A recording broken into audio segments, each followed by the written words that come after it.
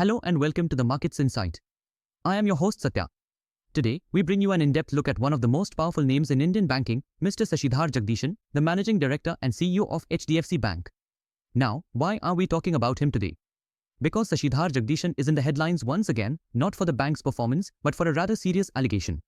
The Leelavati Kirtilal Mehta Medical Trust has filed a first information report claiming that Jagdishan was involved in a questionable payment of 2.05 crore rupees, supposedly linked to an effort to target the trustees of the Leelavati Hospital.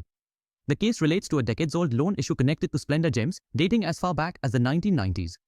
HDFC Bank has denied any wrongdoing and dismissed the FIR as malicious. But this controversy opens up an important question for all of us: who really is Shashidhar Jagdishan? What is his background, and what kind of leadership has he brought to one of India's biggest banks? Let's rewind the clock and trace his journey from the beginning. Born and raised in Mumbai, Shashidhar Jagdishan grew up in a humble yet academically driven household. He attended Don Bosco High School in Matunga and went on to pursue a bachelor's degree in physics from the University of Mumbai. But his fascination with finance took him overseas, where he completed a master's in money, banking, and finance from the University of Sheffield in the UK. He's also a chartered accountant by training, having qualified from the Institute of Chartered Accountants of India. His professional career began at Deutsche Bank in Mumbai, where he worked in the country financial control division for a few years. In 1996, he joined HDFC Bank as a finance manager. That decision would set the stage for a 3-decade-long relationship with the bank that continues till today. Over the years, Jagdishan moved through the ranks steadily.